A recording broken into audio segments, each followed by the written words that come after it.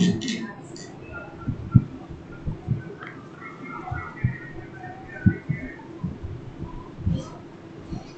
இயேசுவுக்குள் மிகவும் அன்பாய் அழைக்கப்பட்டு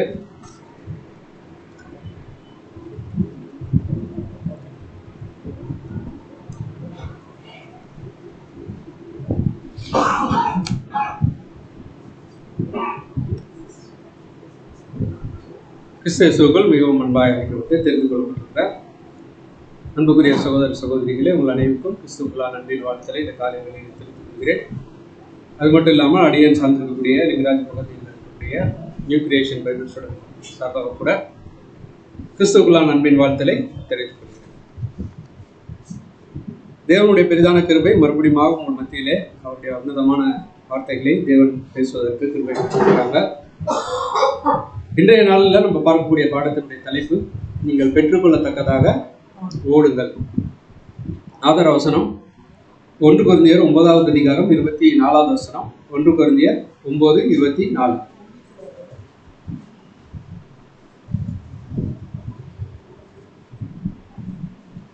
இங்கே இருக்குது, நீங்கள் பெற்றுக்கொள்ளத்தக்கதாக ஓடுங்கள். படிக்கிறீங்களா? 1 கொரிந்தியர் 9:24.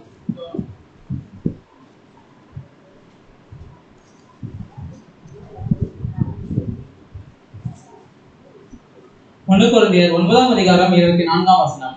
பந்தயசாலையில் ஓடுகிறவர்கள் எல்லாரும் ஓடுவார்கள், ஆகிலும் ஒருவனே பந்தயத்தை பெறுவான் என்று அறியீர்களா? நீங்கள் பெற்றுக்கொள்ளத்தக்கதாக ஓடுங்கள். சரி, இந்த அப்போஸ்தலர் பவுல் என்ன சொல்றாங்க அப்படின்னா, நிறைய பேர் என்ன பண்ணுவாங்க அப்படின்னு பார்க்கும்பொழுது அந்த ஓட்ட பந்தயத்தை என்ன பண்ணுவாங்க அப்படின்னா ஜாயின் பண்ணுவாங்க, ஆரம்பிப்பாங்க. ஆனா எல்லாருக்கும் அந்த பிரைஸ் கிடைக்குமா அப்படின்னு பார்த்தீங்க அப்படின்னா கண்டிப்பா எல்லாருக்கும் கொடுக்க வாய்ப்பு இல்லை. அப்ப யாருக்கு தான் கிடைக்கும் அப்படின்னு பார்க்கும் பொழுது அதை பெற்றுக்கொள்ளத்தக்கதாக ஓடுகிறவங்களுக்கு தான் என்னது கிடைக்கும். சரி, அப்போ அப்போஸ்தலர் பவுல் என்ன சொல்லுகிறார் அப்படின்னா, நீங்க அந்த மாதிரி என்ன பண்ணுங்க, ஓடுங்க. சரி, ஏன் இந்த ஒரு ஆவிக்குரிய ஜீவியத்தை ஒரு ஓட்டத்திற்கு அவர் கம்பேர் பண்றார் அப்படின்னு பார்க்கும் பொழுது, அப்போஸ்தலர்கள் இருந்த காலத்திலேயே இல்லைன்னா அப்போஸ்தலர்களுக்கு முன்னாடியே கிரீக்கு சாம்ராஜ்யத்துலலாம் என்ன இருந்துச்சு அப்படின்னா ஓட்டப்பந்தயம் இருந்துச்சு. அவன் முதல்ல இந்த ஓட்டப்பந்தயம் அப்படின்றது பந்தயமா இல்லை, ஆனா ஒரு யுத்தம் நடக்கும் பொழுது யுத்தத்தினுடைய செய்தியை என்ன பண்ணுவாங்க அப்படின்னா கொண்டு என்ன பண்ணுவாங்க, சொல்லுவாங்க. இப்படியாக 490 கிறிஸ்து பிறக்கிறதுக்கு முன்னாடி ஒரு 26 மைல் என்ன பண்ணியிருக்கிறாருன்னா ஒருத்தர் ஓடி வந்திருக்கிறாரு. அவர் மேரத்தான் அப்படின்ற ஒரு இடத்துல இருந்து ஏதேன்ஸ் அப்படின்ற ஒரு இடத்துக்கு என்ன பண்ணார் அப்படின்னா ஓடி வந்தாரு. அவர் ஜெயிச்ச அந்த செய்தியை சொல்லிட்டு அவர் அங்கேயே என்ன பண்ணிட்டார் அப்படின்னா மரித்துட்டார். ஏன்னா அவ்வளோ தூரம் ஓடி வந்ததில் அவருக்கு கொலாப்ஸ் ஆகிட்டார். அப்போ இந்த ஒரு விஷயத்தை வச்சுட்டு அதுக்கப்புறம் வருஷம் என்ன பண்ண ஆரம்பிச்சாங்க அப்படின்னா மேரத்தான் அப்படின்ற அந்த ரேஸு என்ன பண்ணாங்க, ஸ்டார்ட் பண்ணாங்க. சரி, இப்போ இது ஒரு உலகத்தில் நடக்கக்கூடிய ஒரு ரேஸ். இதை அப்போஸ்தலர் பவுல் அப்படியே என்ன பண்ணுறாரு அப்படின்னா ஆவிக்குரிய விஷயத்துக்கு என்ன பண்ணுறாரு அப்படின்னா கொடுக்குறாரு. அப்போ நமக்கு இதில் என்ன இருக்குது அப்படின்றத என்ன பண்ணலாம் நீங்க நம்ம பார்க்கலாம். அப்போ இந்த ஒரு வசனம் எப்படி இருக்குது அப்படின்னு பார்க்கும்பொழுது, நீங்கள் பெற்றுக்கொள்ளத்தக்கதாக ஓடுங்கள். இதே போல ஞாபகம் வச்சுக்கிற மாதிரி பைபிளில் நிறைய வசனங்கள் இருக்குது. உதாரணத்திற்கு, நல்ல போராட்டத்தை போராடுங்கள், நீங்கள் மிகுதியான கனிகளை என்ன பண்ணுங்க, கொடுங்க, உங்கள் வெளிச்சம் மனுஷருக்குள் என்னது பிரகாசிக்க கடவுது, எல்லா பாரத்தையும் தள்ளிவிட்டு நீங்க என்ன பண்ணுங்க அப்படின்னா ஓடுங்க. அப்போ ஜீவ கிரீடத்தை பெற மரணம் பரியந்த என்ன பண்ணுங்க, உண்மை உள்ளவர்களா இருங்க. நீ மரணம் பரியந்த உண்மை உள்ளவர்களா இரு அப்படின்ட்டு பார்த்தீங்களா வசனம். அப்போ இது எல்லாமே என்ன அப்படின்னு பார்த்தீங்க அப்படின்னா அடிக்கடி நம்ம மைண்டில் கொண்டு வரலாம், ஈஸியாக கொண்டு வரலாம். வசனத்தை ஞாபகம் வச்சுக்கிறது ரொம்ப கஷ்டம். ஆனால் இந்த மாதிரி சின்ன சின்ன இதை என்ன பண்ணலாம் அப்படின்னா ஈஸியாக ஞாபகம் வச்சுக்கலாம். அப்போ இந்த ஈஸியாக ஞாபகம் வைக்கிறது எதுக்காக அப்படின்னு பார்க்கும்பொழுது, நம்முடைய வாழ்க்கையில் ஒரு நினைப்பூட்டுதலாக என்ன இருக்கும்னா இருக்கும். ஒரு ஒரு முழு வசனத்தையும் நம்ம வந்து மனப்பாடம் பண்றது ரொம்ப நல்லது. ஆனா இந்த மாதிரி வார்த்தைகள் இருக்குது பாருங்க, இது வந்து எப்படி இருக்குன்னா ரொம்ப ஒரு ஷார்ப்பா இருக்கும். நீங்கள் பெற்றுக்கொள்ளத்தக்கதாக ஓடுங்கள், மரண பரியந்த உண்மை உள்ளவர்களாய் இரு, அல்லது நீங்க மிகுந்த கனிகளை கொடுங்கள், நல்ல போராட்டத்தை போராடு. அவ இந்த வார்த்தைகள் எல்லாம் பார்த்தீங்க அப்படின்னா வசனம் தான். ஆனா வசனத்திற்குள்ள இருக்கக்கூடிய ரொம்ப ஒரு ஆழமான கருத்துக்களை கொண்டதான விஷயம்.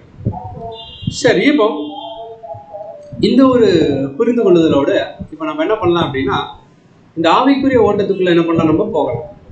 அப்போ முதல் கேள்வி என்ன அப்படின்னா, ஏன் இந்த ஓட்டம் வந்து ரொம்ப கஷ்டமா இருக்கு? உதாரணத்துக்கு உலக கிறிஸ்தவர்கள்ட்ட கேளுங்களேன், என்ன சொல்லுவாங்க அப்படின்னா, இயேசு கிறிஸ்துவை ஏற்றுக்கொள்ளுங்க, எங்க போயிடலாம், பரலோகம் போயிடலாம். அப்போ அந்த மாதிரி தான் இருக்குதா இந்த ஓட்டம்? இப்போ நம்ம எல்லாம் வந்து கான்சன்ட்ரேட் பண்ணிட்டோம். இப்போ அடுத்தது உடனே வந்து நமக்கு வந்து தேவன் வந்து அந்த கிரீடத்தை கொடுத்துருவாங்களா? பாருங்க, தேவனே எப்படி பண்ணியிருக்கிறாங்க அப்படின்னா, இந்த டிசைன் ஒரு ரேஸ் அப்படின்னா அந்த ரேஸுக்கு வந்து உதாரணத்திற்கு கிராஸ் கண்ட்ரி ரேஸ்லாம் சொல்லுவாங்க. அந்த ரேஸ் எல்லாம் எப்படி இருக்கும் அப்படின்னா பல தடைகளை தாண்டி ஓடணும். திடீர்னாப்புல பாலைவனம் வரும், திடீர்னாப்புல சகதியான இடம் வரும், திடீர்னாப்புல நல்ல ஸ்மூத்தான பகுதி இருக்கும், திடீர்னாப்புல பார்த்தீங்க அப்படின்னா ஜல்லியும் கல்லுமா இருக்கும். அப்போ இப்படியாக ஓடக்கூடிய ஓட்டம் தான் இந்த மாதிரியான ஓட்டம். தேவனே அப்படிதான் என்ன பண்ணியிருக்கிறாங்கன்னா நம்முடைய வாழ்க்கையில டிசைன் பண்ணியிருக்கிறான். அப்போ இந்த ஒரு ஓட்டத்தை கொஞ்சம் கடினமாகத்தான் தேவன் வச்சிருக்கிறாங்க. ஏன் அப்படின்னு பார்க்கும் பொழுது உலகத்திலே பாருங்களேன், ஒரு ஹையஸ்ட் வேலைக்கெல்லாம் வந்து இன்டர்வியூ எப்படி இருக்கும், தகுதி எப்படி இருக்கும், ரொம்ப டஃப்பாக இருக்கும். உதாரணத்திற்கு ஒரு ஒரு பஸ் கண்டக்டர் ஆகணும், பஸ் டிரைவர் ஆகணும் அப்படின்னா ஈஸியாக கஷ்டங்களா? ஈஸி. கொஞ்சம் முயற்சி, கொஞ்சம் இன்ஃப்ளூயன்ஸ் எதானா இருந்தால் என்ன ஆயிடலாம், ஆயிடலாம். சரி, அதே இது நான் ஐஏஎஸ் கிளியர் பண்ணி கலெக்டர் ஆகணும். அப்போ ஏன் அதை வந்து நம்ம கஷ்டம் அப்படின்றோன்னா அதனுடைய அந்த அதை தேர்ச்சி பெறுறதற்கான வழிமுறைகளை என்ன பண்ணி வச்சிருக்கிறாங்க, ரொம்ப கஷ்டம் பண்ணி வச்சிருக்கிறாங்க. ஏன் அப்படின்னா எல்லாராலையும் கலெக்டராக முடியாது. அப்போ ஒரு ஊருக்கு ஒரு கலெக்டர் அப்படின்ற அந்த ஒரு பட்சத்தில் அப்போ அதனுடைய தகுதி தேர்வு, அதற்கு தகுதியானவர்கள் வரணும் அப்படின்றதற்காக அந்த உலகத்திலேயே பார்த்தீங்க அப்படின்னா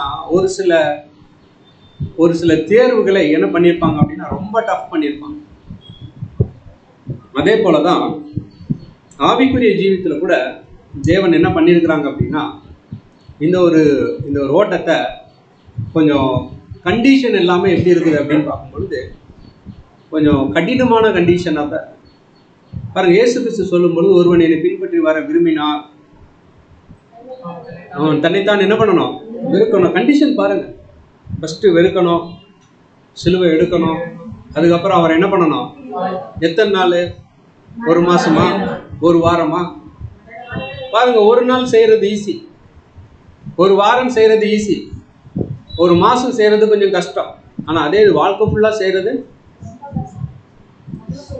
அப்போ ஏன் தேவன் இப்படி பண்ணிட்டாங்க அப்படின்னா தேவன் எதிர்பார்க்கக்கூடிய ஜனங்கள் எப்படிப்பட்ட ஜனங்கள் அப்படின்னு பார்க்கும்போது 1 பேதுரு 2:9 நம்ம பார்க்குறோம். அவர் ஒரு விசேஷித்த ஜனங்கள், ஸ்பெஷல் பீப்புள், பெக்யூலியர் பீப்புள்ன்றாங்க பாருங்க. ஒரு சில டிரான்ஸ்லேஷன்ல நீங்கள் தெரிந்து கொள்ளப்பட்ட சந்ததியும் ராஜரீகமான ஆசாரிய கூட்டமும் பரிசுத்த ஜாதியும் அவருக்கு சொந்த ஜனமா இருக்கு. தெரிந்து கொள்ளப்பட்ட ஆக்சுவலா தெரிந்து கொள்ளப்பட்ட சந்ததி அப்படின்ற ஒரு வார்த்தையை தான் இங்கிலீஷ்ல வந்து ஸ்பெஷல் பீப்புள்னு சொல்லப்பட்டிருக்கு.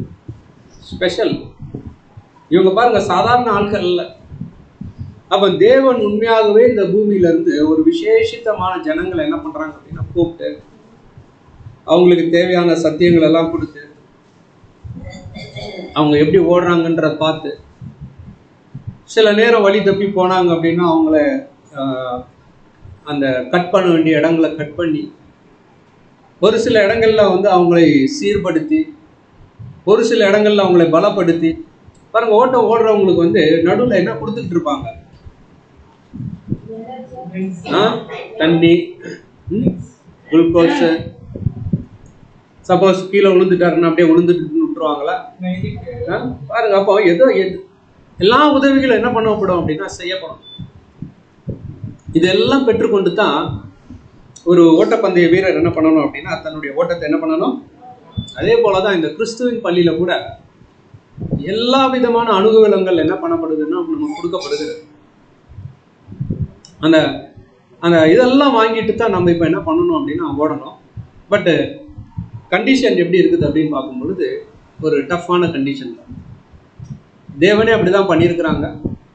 ஏன் அப்படின்னா அதற்குரியவர்கள் அதை என்ன பண்ணணும் அப்படின்னு பார்க்கும் பொழுது அதை நிறைவேற்றி அந்த இடத்துக்கு என்ன பண்ணணும், வரணும் அப்படின்னு சொல்லி தேவன் என்ன பண்ணியிருக்கிறாங்க, வச்சிருக்கிறாங்க.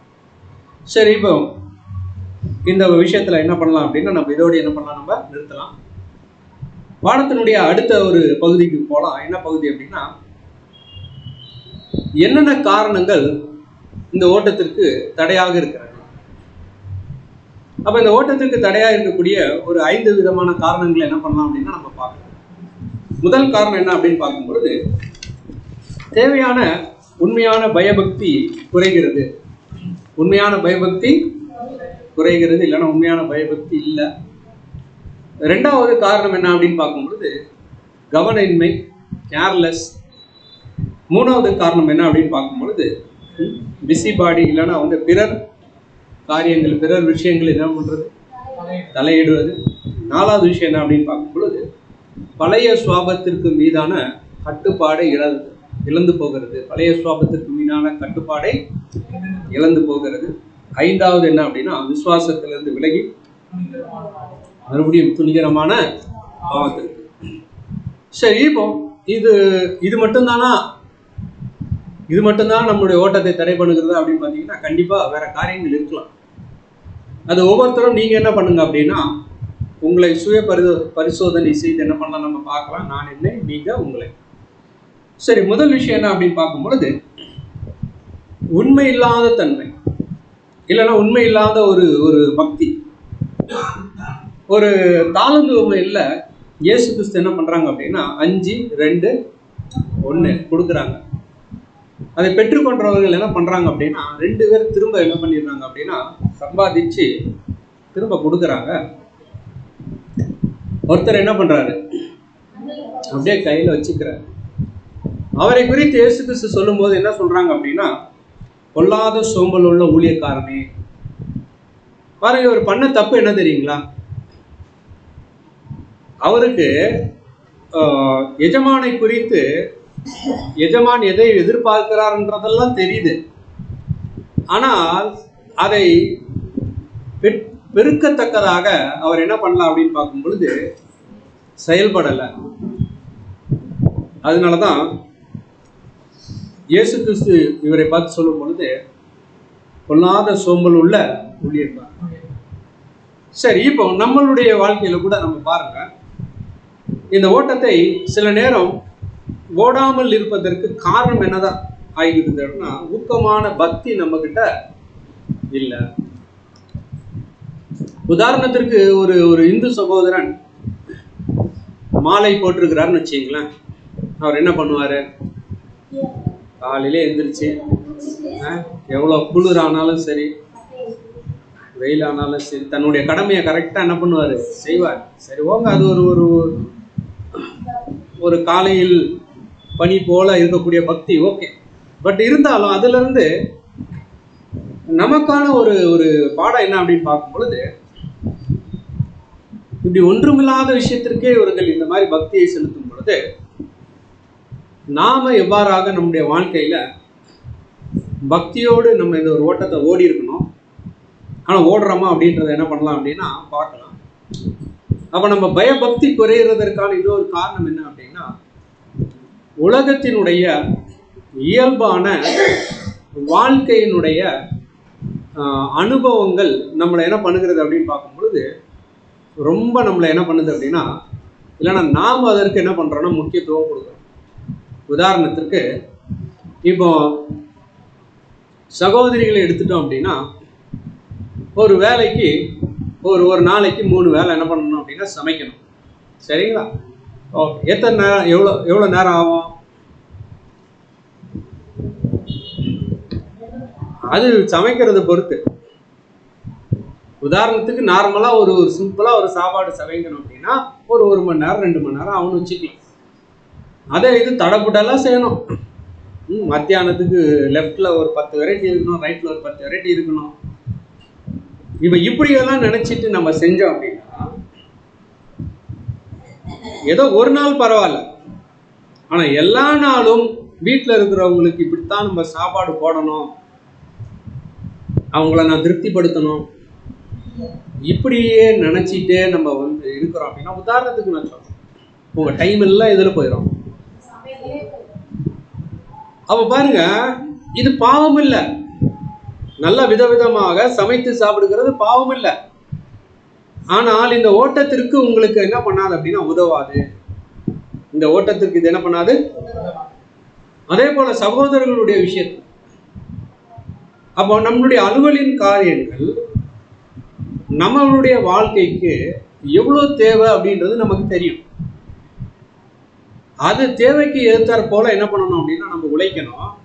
ஆனால் ஒரு சில நேரங்களில் நம்ம உலக எஜமானுக்கு ரொம்ப உண்மை உள்ளவனாக நம்மளை காமிக்கணுன்றதுக்காக காலையில் போனவர் எப்போ தான் வருவார்? நைட்டு தான் வருவார். நைட் வந்தார் அப்படின்னா அப்புறம் சாப்பிட்டு அவ்வளோதான், முடிஞ்சு போச்சு. அப்போ இதில் எங்கே நம்ம ஆவிக்குரிய ஓட்டத்தை நம்ம என்ன பண்ணுறதுக்கு பாருங்க. அப்போ நம்முடைய பக்தி இதனால என்ன ஆகுது அப்படின்னா குறைகிறது. இதனால நம்முடைய ஓட்டம் என்ன ஆகுது அப்படின்னா தடைப்படப்படுகிறது. முதல் விஷயம். ரெண்டாவது விஷயம் என்ன அப்படின்னு பார்க்கும்பொழுது கவனயின்மை. என்ன கவனயின்மை அப்படின்னா, கண்டிப்பாக நம்ம மாம்சத்தில் இருக்கிறோம். நம்முடைய மாம்ச பலவீனம் நம்மளை என்ன பண்ணுகிறது அப்படின்னா கீழே உளத்தழுகிறது. கீழே உளத்தழுகிறதை குறித்து வேதம் என்ன பண்ணலாம் அப்படின்னா நம்மளை குற்றப்படுத்தலை. ஆனால் எதை குறித்து குற்றப்படுத்துகிறது அப்படின்னா, நீங்கள் இரக்கத்தை பெறவும் ஏற்ற சமயத்தில் சகாயம் செய்யும் கிருபையை அடையவும் அவருடைய கிருபாசனத்தை என்ன பண்ணுங்க, சேருங்க. சேரலன்னா தான் அதில் என்ன இருக்குது அப்படின்னா ஒரு கவனக்குறை. அப்போ தேவ சமூகத்தில் போயிட்டு நம்ம தேவனுக்கிட்ட என்ன பண்ணணும் அப்படின்னா மறுபடி ஒப்புரவாயிட்டு அதில் இருந்து நம்மளை மீட்டு கொள்வதற்கான வேலைகள் என்ன பண்ணணும் அப்படின்னா செய்யணும். அதை 10 கன்னிகைகள்ல 5 பேருக்கு என்ன ஒரு குறைபாடு இருந்துச்சு அப்படின்னு அந்த கவனயின்மை. பாருங்க, கவனமா இருந்திருந்தாங்கன்னா அவங்களுடைய கேன்ல ஆயில என்ன பண்ணிருப்பாங்க, நிரப்பியிருப்பாங்க. அவங்களுக்கு தெரியும்ல குறையுது அப்படின்ட்டு. அப்போ நம்மளுடைய வாழ்க்கையில கூட நமக்கு தெரியும் நம்ம குறைவுபட்டிருக்கிறோமா, நிறைவுக்குள்ள போயிட்டு இருக்கிறோமா, இல்லை எந்த நிலைமையில இருக்கணும்ன்றது நமக்கு நல்லா தெரியும். அப்போ குறையும் பொழுது கிறிஸ்துவ கிட்ட போயிட்டு தேவன்கிட்ட போய் நம்ம என்ன பண்ணிக்கணும் அப்படின்னா நம்முடைய வாழ்க்கையை என்ன பண்ணிக்கணும், சீர்படுத்தி கொள்ளணும். ஆனா அது என்ன ஆகுறது இல்லை அப்படின்னா நடக்கிறது இல்லை. இதற்கு ஒரு காரணம் என்ன அப்படின்னு பார்க்கும்போது ரொம்ப கவனயின்மையான ஒரு வாழ்க்கை. இது ரெண்டாவதாக நம்ம என்ன பண்ணலாம் அப்படின்னா நம்முடைய மைண்ட்ல நம்ம என்ன பண்ணலாம் வச்சுக்கலாம். மூன்றாவது காரியம் என்ன அப்படின்னு பார்க்கும் பொழுது பிறர் விஷயங்கள்ல நம்ம என்ன பண்ணுவோம் அப்படின்னா சில நேரங்கள்ல தலையிடுகிறது. பாருங்க, வசனம் என்ன சொல்லுகிறது அப்படின்னு பார்க்கும்பொழுது லூக்கா 6:52 இதெல்லாம் நமக்கு தெரியும். உன்னுடைய கண்கள்ல என்ன இருக்குது, பெரிய ஒரு பீம் இருக்குது. ஆனா நீ மற்றவனுடைய கண்கள்ல இருக்கக்கூடிய துரும்ப குறித்து என்ன பண்ற அப்படின்னா ரொம்ப ஆழமா என்ன பண்ற, ஆலோசித்து அதை குறித்து என்ன பண்ற, பேசுகிற. அப்போ இந்த மாதிரியான சகோதரர்கள் அல்லது சகோதரிகள் இருக்கிறாங்க எக்லீசியால. பாருங்க, தீமோத்தேயுவுக்கு அப்போஸ்தலன் பவுல் எழுதும் பொழுது பொழுது அந்த வசனம் என்ன படிங்க, 1 தீமோத்தேயு 5வது அதிகாரம் 13வது வசனம். 1 தீமோத்தேயு 5:13. 1 தீமோத்தேயு 5ஆம் அதிகாரம் 13ஆம் வசனம். அதுவும் அல்லாமல் அவர்கள் சோம்பல் உள்ளவர்களாய் வீடு வீடாய் திரிய பழகுவார்கள். பாருங்க, படிக்கிறது. சோம்பல் உள்ளவர்களாய் மாத்திரமல்ல, அலப்புகிறவர்களாயும் வீணலுற்றவர்களாயும் தகாத காரியங்களை பேசுகிறவர்களாயும் இருப்பார்கள். வீண் அலுவல் காரியங்கள், வீண் அலுவல். அப்போ இந்த ஒரு பிஸி பாடி அப்படின்றது வந்து கண்டிப்பா நம்முடைய வாழ்க்கையை என்ன பண்ணிடுறோம் அப்படின்னா, ஓட்டத்தை என்ன பண்ணிடுறோம், தடை பண்ணிடுறோம் பாருங்க. அப்போ தேவையில்லாம நம்ம வந்து ஏதோ ஒரு மற்றவர்களுடைய விஷயத்தை குறித்து நம்ம தலையிடுகிறதுனால நம்முடைய லைஃப் என்ன ஆகுது அப்படின்னா, ஓட வேண்டிய டைம் என்ன ஆகுது, எனர்ஜி என்ன ஆகுது, வீணா போகுது. வீணான காரியங்களுக்காக நம்முடைய நேரத்தையும் நம்முடைய சரீர உழைப்புகளையும் நம்ம என்ன பண்ணிட்டு இருக்கிறோம் அப்படின்னா போட்டுட்டு இருக்கோம்.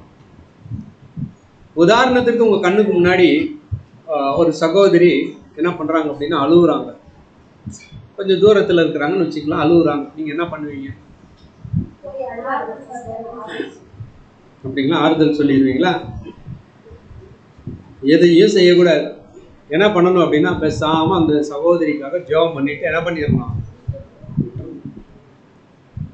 அவர்களா வந்து உங்ககிட்ட எதாவது சொன்னாங்கன்னா அப்போ நீங்க என்ன பண்ணலாம், அவர்களுடைய காரியத்திற்கு உங்களுக்கு தேவனுக்கு சித்தமானா நீங்க என்ன பண்ணலாம், பதில் கொடுக்கலாமே வழிய அவர்களாய் வந்து உங்ககிட்ட எதையும் சொல்லாத பட்சத்துல நீங்க என்ன பண்ணக்கூடாது, அவர்கள்கிட்ட என்ன காரியம், எதற்காக உங்கள் கண்களில் இருந்து தாரத்தாரையாக என்ன வந்துச்சு, வந்தது ஒரு சொட்டா தான் இருக்கும். நம்ம போய் விசாரிக்கிறதுனால அவங்க என்ன பண்ணிடுவாங்க. அதனால வேணாம். நம்ம என்ன பண்ணிடலாம் அப்படின்னா, ஜெபிக்கலாம் தேவன்கிட்ட ஜெபிச்சுட்டு தேவனுடைய சமூகத்துல ஒப்பு கொடுத்துடலாம். தேவன் அந்த சகோதரிக்கு அந்த விஷயத்தை இவங்க கிட்ட சொல்லணும்னு நினைச்சாங்க அப்படின்னா சொல்லுவாங்க. இதேதான் யாருக்கு கூட, சகோதரர்களுக்கு. இது எல்லாருக்கும் பொதுவான ஒரு விஷயம். அப்போ வீண் அலுவல் நம்ம கண்டிப்பா என்ன பண்ணக்கூடாதுன்னு செய்யக்கூடாது. செஞ்சோம் அப்படின்னா கண்டிப்பா இந்த ஓட்டம் என்ன ஆகும் அப்படின்னு பார்க்கும் பொழுது தடைப்படும். 4வது விஷயம் போயிடலாம். 4வது காரியம் என்ன அப்படின்னு பார்க்கும் பொழுது,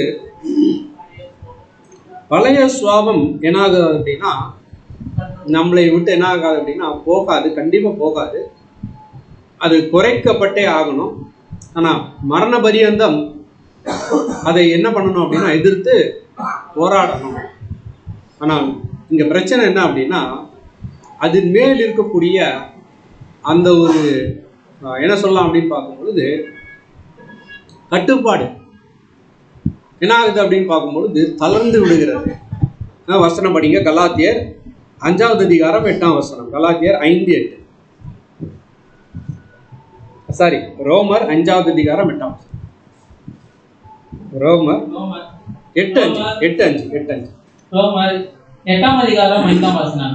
அன்றையும் மாம்சத்தின்படி நடக்கிறவர்கள் மாம்சத்துக்குரியவைகளை சிந்திக்கிறார்கள், ஆவியின்படி நடக்கிறவர்கள் ஆவிக்குரியவைகளை சிந்திக்கிறார்கள்.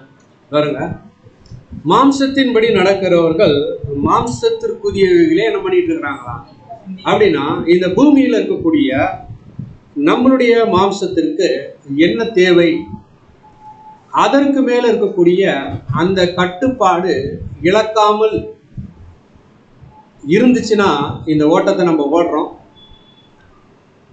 இல்லைன்னா என்ன ஆகும் அப்படின்னு பார்க்கும்பொழுது நிற்கும்.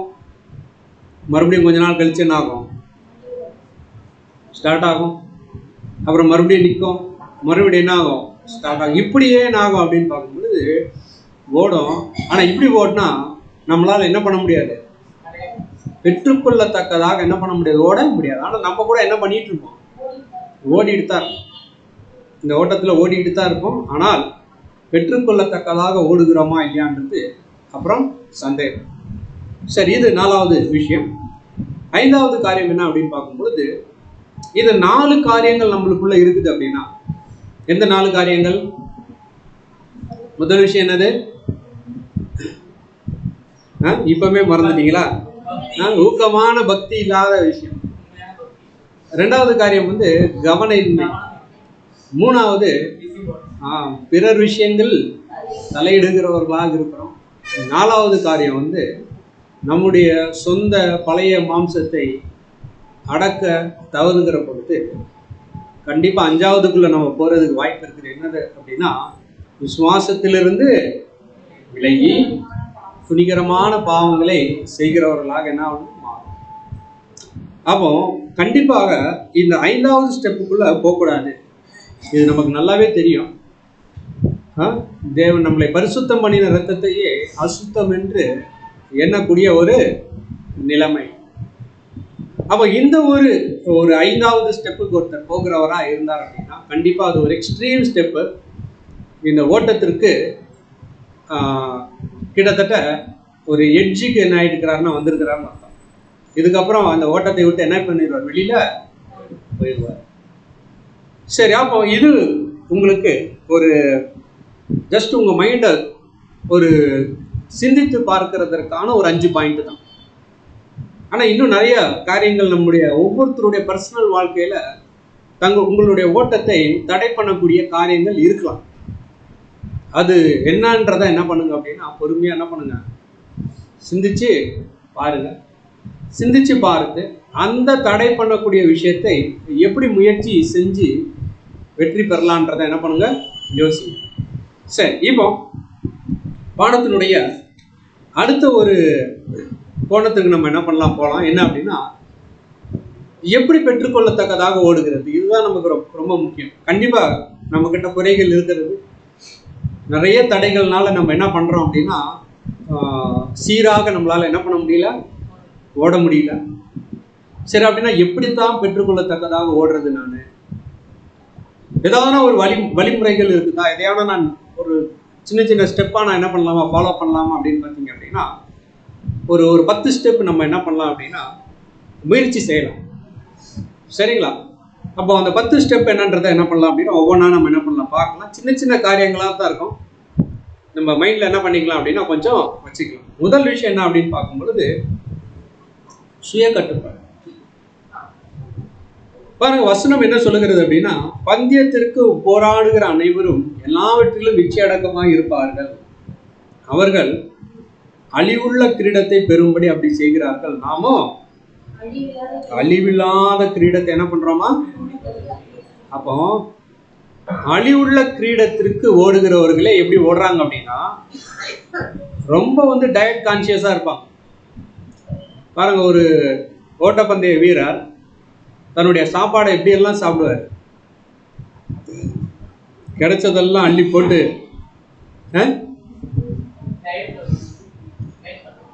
ரொம்ப என்ன பண்ணுவார் அப்படின்னா ஒரு பிளான் இருக்கும் பாருங்க.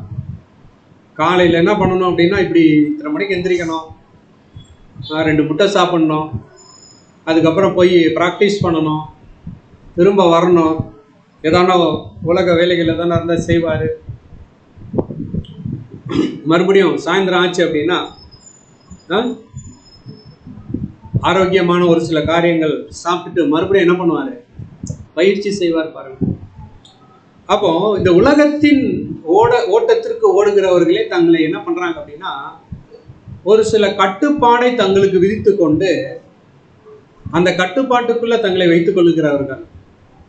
அப்போ புது சிருஷ்டியாக மாறணும், அதை பெற்றெடுக்கணும், அதை உறுதி செய்து கொள்ளணும்ன்ற இருக்கக்கூடிய நம்ம எவ்வளோ சுய கட்டுப்பாடு நமக்கு வச்சிருக்கோம், எவ்வளோ சுய கட்டுப்பாடு நமக்கு வச்சிருக்கிறோம். நம்முடைய கட்டுப்பாடு எதிலே தெரிஞ்சு போயிடும் அப்படின்னா சாப்பாடுலேயே தெரிஞ்சு போயிடும்.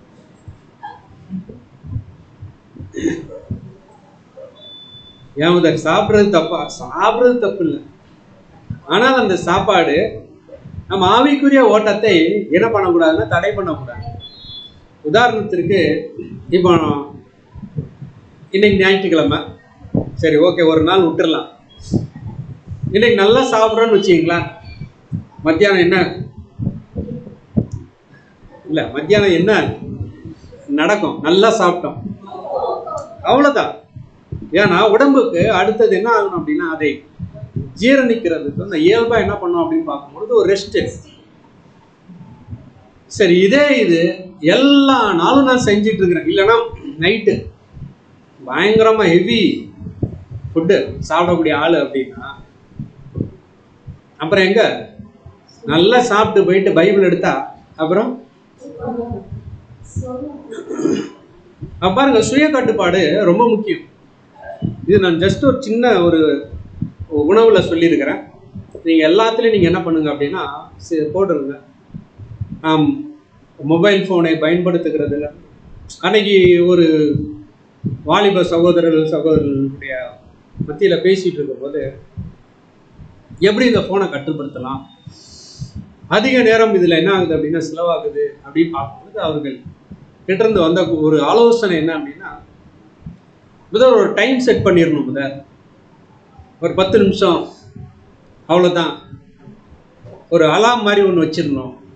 வச்சுட்டா அந்த அலாம் அடிச்சிருச்சு அப்படின்னா உடனே என்ன பண்ணிடணும், ஃபோனை கட் பண்ணிடணும். சரி, நல்ல ஆலோசனை. அதை நடைமுறைப்படுத்துறதுல நிறைய சிக்கல்கள் இருக்குது. ஆனால் அதை நடைமுறைப்படுத்திட்டோம் பார்த்தீங்கன்னா பாருங்க, அதுதான் சுய கட்டுப்பாடு. அதுதான் என்னது? ஃபர்ஸ்ட் விஷயம் உங்களுக்கு போதும், புரிஞ்சிருக்கும் அப்படின்னு நினைக்கிறேன்.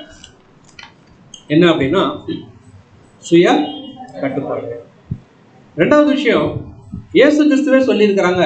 என்ன சொல்லியிருக்கிறாங்க அப்படின்னா, தன்னைத்தான் வெறுத்து, செல்ஃப் டினையல். பாருங்க, இந்த ஒரு சிலுவையினுடைய இந்த ஒரு ஓட்டத்துல போர் வீரனாக ஒரு ஓடணும் அப்படின்னா முதல் விஷயமே தன்னைத்தான் என்ன பண்ணணும், வெறுக்கணும்.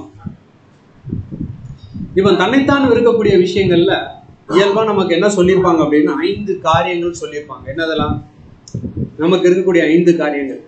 ஒன்று நேரம், இன்னொன்று பணம், இன்னொன்று சுகம், நம்முடைய பாடி கண்டிஷன் சுகம், அடுத்தது தாளந்து, அதுக்கப்புறம் செல்வம். அவ 5 காரியங்கள் என்ன பண்ணணும் அப்படின்னா வெறுக்கணும். இப்போ பணம் எனக்குன்னு இருக்குது, என்னுடைய பணம் யாருக்காக செலவு பண்றதுக்காக நான் வச்சிருக்கிறேன், எனக்காக வச்சிருக்கிறேன். ஆனா திடீர்னாப்புல ஒரு உதவி தேவை, இங்கிலீஷாவுக்கு ஏதோ ஒரு உதவி தேவை அப்படின்ற போது எனக்காக வைத்திருக்கக்கூடிய அந்த ஒரு சேமிப்பு பணத்துல இருந்து கொஞ்சம் எடுத்து கொடுக்கறதுக்கு எனக்கு என்ன வேணும்? அதுக்கு பேர் தான் என்ன அப்படின்னா தன்னைத்தான். இப்ப அது எனக்குரியது, அது எனக்குரியது. ஆனா இப்ப நான் என்ன பண்றேன் அப்படின்னா எனக்கு இருக்கிறத நான் என்ன பண்றேன், வெறுக்கிறேன். எனக்கு இருக்கிறத நான் என்ன பண்றேன், சரி. இதே போல ஒவ்வொரு விஷயத்திலையும் என்னுடைய நேரம், என்னுடைய செல்வம், என்னுடைய சரீரத்தின் ஆரோக்கியம், எனக்குண்டான தாளந்து, எனக்குண்டான எல்லாமே எனக்கு எனக்கு எனக்குன்னு இருக்கக்கூடியதான் இப்ப நான் என்ன பண்ணணும், வெறுக்கணும். அது எவ்வளோ வெறுக்கிறோமோ அந்த அளவுக்கு தான் இந்த ஓட்டத்தில் நம்ம என்ன பண்ணலாம், ஈஸியா ஓடணும். உதாரணத்திற்கு ஒரு 10 kg பேக் இருக்குது என்கிட்ட, அதை தூக்கிட்டு நான் ஓடணும். அதே இது அந்த 10 kg பேக்ல இப்ப 1 kg நான் என்ன பண்ணிட்டேன் அப்படின்னா இன்னொருத்தருக்கு கொடுத்துட்டேன். இப்ப எனக்கு ஓடுறதுக்கு ஈஸியா கஷ்டமா? கொஞ்சம் ஈஸி. அப்ப நான் என்ன பண்ணிருக்கிறேன்னா என்னை நானே என்ன பண்ணிருக்கிறேன், வெறுத்திருக்கிறேன். அப்போ பாரமான எனக்குள்ள ஒரு சில காரியங்களை நான் என்ன பண்ணிருக்கிறேன் அப்படின்னா கொஞ்சம் என்ன பண்ணிருக்கிறேன், இறக்கி வச்சுட்டேன். ரெண்டாவது காரியம் என்ன அப்படின்னா தன்னைத்தான் வெறுக்கிறது. மூணாவது விஷயம் என்ன அப்படின்னு பார்க்கும் பொழுது அப்போஸ்தலன் பவுல் எபிரேயர் 12ஆம் அதிகாரம் 1ஆம் வசனத்துல சொல்றாரு. படிங்க அந்த வசனத்தை வேணா, 12:1 இங்க இருக்கு. எபிரேயர் 12ஆம் அதிகாரம் 1ஆம் வசனம். பாரமான யாவற்றையும் நம்மை சுற்றி நெருங்கி நிற்கிற பாவத்தையும் தள்ளிவிட்டு இயேசுவை நோக்கி நமக்கு நியமித்த ஓட்டத்தில் பொறுமையோட ஓடணும். பாருங்க, பொறுமையோட ஓடுங்க. இது ஒண்ணுதான் புதர் எனக்கு ரொம்ப மேட்ச் ஆகுது. எவ்வளவு பொறுமை அப்படின்னா ஒரு ஓட்டத்துல ஒரு கேரக்டர் டெவலப் பண்றதுக்கு ரொம்ப பொறுமை. பாருங்க, ஒரு கேரக்டர் டெவலப் பண்ணணும் அப்படின்னா கண்டிப்பா இது வந்து ஒரு காளானை போல ஒரே நேரத்துல என்ன ஆயிடாதுன்னா மலர்ந்துடாது. காளானை போல மலர்கிறதா இருந்தா சீக்கிரத்துல என்ன ஆயிரும், வாடி போயிடும், அழிஞ்சு போயிடும். ஆனா இது என்ன ஆகணும்னா செதுக்கப்படணும். ஒவ்வொரு குணலட்சணங்கள் என்ன ஆகணும், செதுக்கப்படணும். அப்ப செதுக்கிறதுக்கு என்ன ஆகும், ஆனால் செதுக்கப்பட்டு கொண்டே இருக்கணும், செதுக்கப்பட்டு கொண்டே இருக்கணும். அதுதான் வந்து பொறுமையோட ஒவ்வொரு குணலட்சணத்தை என்ன பண்ணுங்க அப்படின்னா சிந்திச்சு பாருங்க. அப்போஸ்தலர் பவுல் பாரமான எல்லாவற்றையும் தள்ளிவிட்டு தான் நம்ம முன்னாடி பார்த்தோம். எனக்கு எனக்கு எனக்கு எல்லாத்தையும் வச்சுக்கிட்டே இருந்தோம் அப்படின்னா வெயிட் ரொம்ப ஜாஸ்தியாகும், ஓடுறது கஷ்டம். அதெல்லாம் கொஞ்சம் என்ன பண்ணுங்க, தள்ளுங்க. நம்முடைய பாவங்கள் தூக்கிட்டு என்ன பண்ண முடியாது, சுமக்க முடியாது. அதை இறக்கி யார்கிட்ட வைங்க, உங்களுடைய கவலைகளை இறக்கி யார்கிட்ட வைங்க, யார்கிட்ட வைங்க, கிறிஸ்துகிட்ட வைங்க. அவ எல்லாத்தையும் வச்சுக்கிட்ட இருந்தோம் அப்படின்னா கவலையோட இந்த ஓட்டத்தை என்ன பண்றதுன்னு ஓடுறது. பாருங்க, உலக கிறிஸ்தவர்கள் இன்னைக்கு போயிட்டு எல்லா கவலையும் இறக்கி வச்சுட்டு வெளில வருவாங்க பாருங்க, சந்தோஷமா வருவாங்க. நாம மட்டும்தான் என்ன பண்றது அப்படின்னா வந்த மாதிரியே திரும்ப வெளியில போறது.